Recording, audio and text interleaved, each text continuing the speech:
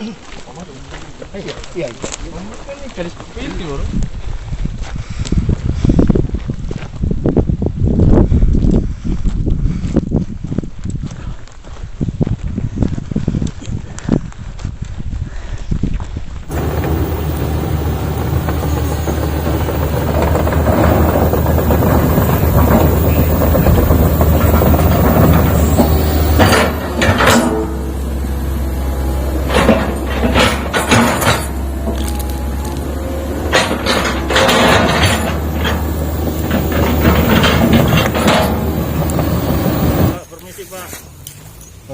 Ya, mengganggu, maaf. Bosnya mana, Pak? Bosnya? Tidak ada. Siapa bosnya? Pak Udin. Kira-kira mau buat apa, Pak? Ya, kurang tahu, saya cuma disuruh kerja. Nah, alat ini punya siapa? Dari bawah. Udin ini siapa, Udin? Masyarakat. Masa masyarakat bisa bikin ini? Siapa bosnya? Maksudnya yang Bapak tahu saja. Yang sekiranya Bapak tahu siapa yang suruh Udin kerja. Nah, yang Bapak tahu. Kurang cari tahu ke dalam. Udinnya mana? Ada di sini tadi? Bikin tidak ada. Tidak ada. Katanya ada di sini. Mungkin dia ada sembunyi di situ, Kak. Semak-semak. Nggak ada di situ, saya cuma dengan ada laki-laki. Ini berapa alat yang masuk kemarin? Yang kemarin pertama kita 4. Kemarin kita pulang. Terus ini mau bikin apa ke sana? Badan jalan. Badan jalan. Bapak tahu ini hutan ini kawasan hutan? Kurang tahu. Kalau alat Bapak hari ini kita sita bagaimana? Ini kan cuma ini. Bapak tinggal di mana? Di atas. Arsal berapa? Ini punya siapa alat ini? Pak Tony Sertian. Tony? Sertian. Jadi hari ini kami Muspida dari Forkopimda ada ke sini. Tanah yang bapak-bapak kerja ini, tanah ini tanah kawasan. Ya, sekalipun adat memberikan semacam pelepasan atau apapun, ya tidak bisa semena-mena langsung bapak mereka bekerja. Ya, karena apa yang bapak mereka kerjakan ini bapak tahu dampaknya nanti ke bawah, ke pemukiman besar sekali. Ini pembabatan hutan, penggusuran lahan ini di dalam kawasan hutan produksi terbatas. Nah, ini di dalam kawasan. Ini sebenarnya bapak mereka bisa kita tindak.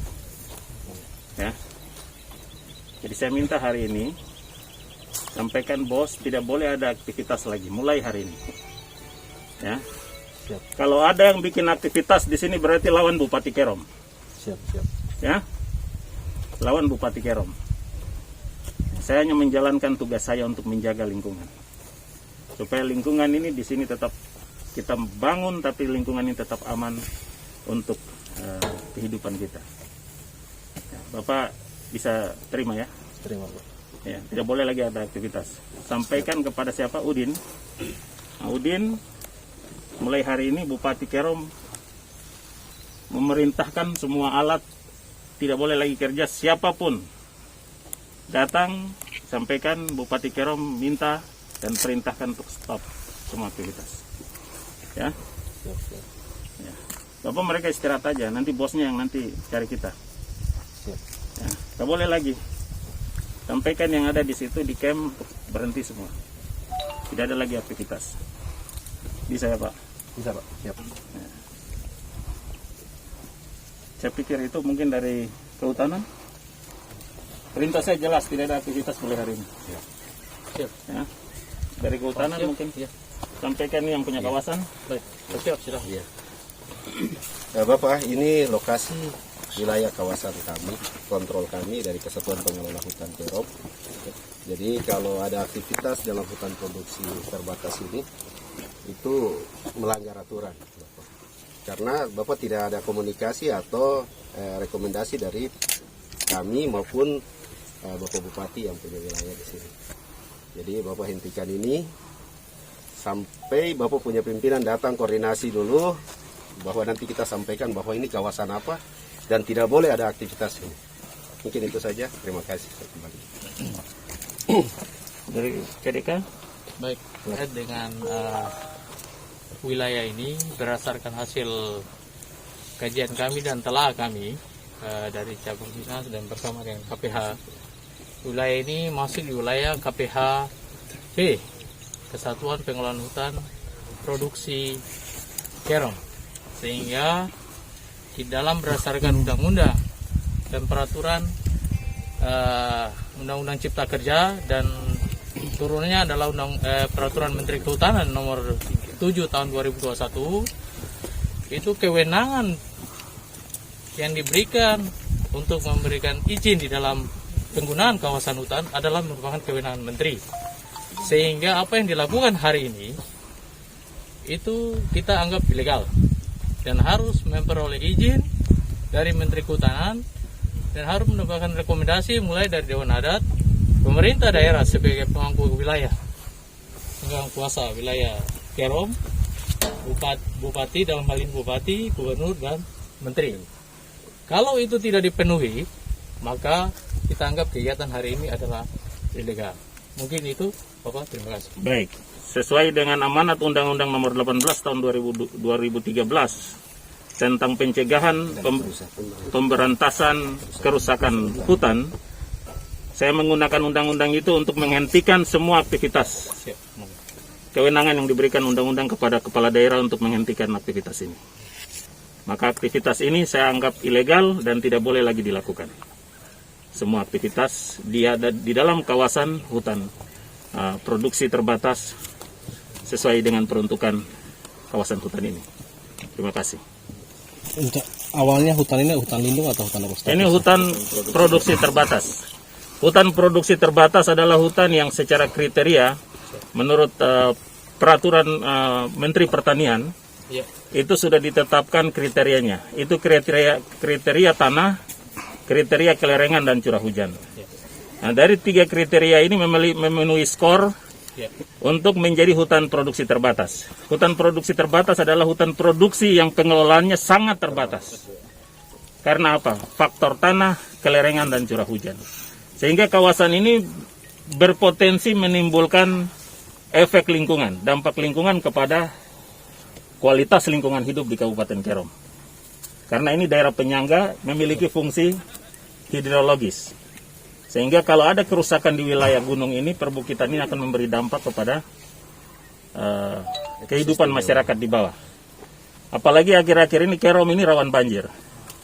Saya sebagai pimpinan daerah memiliki kewenangan berdasarkan undang-undang yang saya sebutkan tadi untuk mencegah kerusakan hutan yang memberi dampak kepada kerusakan lingkungan yang bisa berakibat pada bencana alam di Kabupaten Kerom. Ini memberi pesan kepada semua pemangku kepentingan, pemilik modal, siapapun. Anda boleh punya uang, tapi masuk di Kerom Anda jangan seenak-enaknya ya. Jangan seenak-enaknya masuk di Kerom. Saya peringatkan ini untuk terakhir kalinya. Jangan coba-coba masuk di Kerom tanpa izin.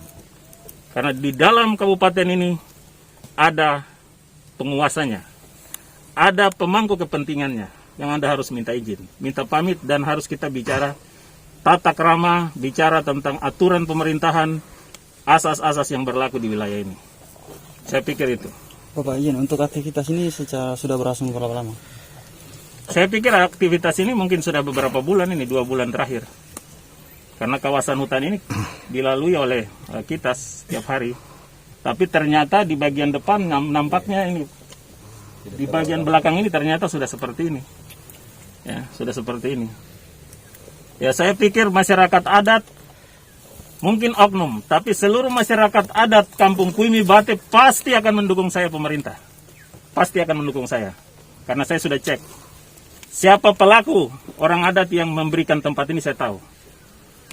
Siapapun dia kita akan tindak. Siapapun dia kita akan tindak. Karena undang-undang sudah mengizinkan masyarakat adat silakan beraktivitas di dalam kawasan. Tapi aktivitas apa yang sudah diizinkan? bukan memasukkan investasi atau memasukkan alat berat ke dalam kawasan. Itu sudah salah secara peraturan dan ketentuan yang ada. Ya, Pak, untuk mencegah ini terus terjadi, sanksi apa yang akan dilakukan ke depannya, Pak? Saya pikir ini kita sudah bentuk tim, sebentar lagi kita akan proses tim. Dalam 1 minggu ini, tim ini akan bekerja untuk menyelidiki pertama kasus ini. Ya, site ini, lokasi ini akan kita lidik. Sudah hadir di sini dari kehutanan, pejabat berwenang, pejabat penyidik PNS sudah ada. Dari kehutanan akan bekerja sama dengan kepolisian akan membackup, melakukan penyelidikan ini. Saya akan memerintahkan dinas terkait, penyidik dari dinas pemerintah untuk melakukan penyelidikan sampai dengan kalau ada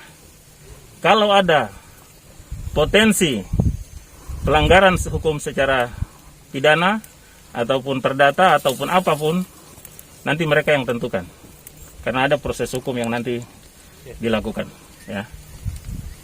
Mungkin Pak Kapolres menanggapi status permasalahan ini. Ya, kami mungkin menambahkan saja. Jadi untuk mungkin bagi masyarakat, setiap kali mau pelepasan hak, ini kan harus ada memiliki pengetahuan, koordinasi juga kepada BPN, terutama yang terkait dengan hutan, sehingga pada saat penyerahan tersebut nanti tidak menimbulkan masalah baru.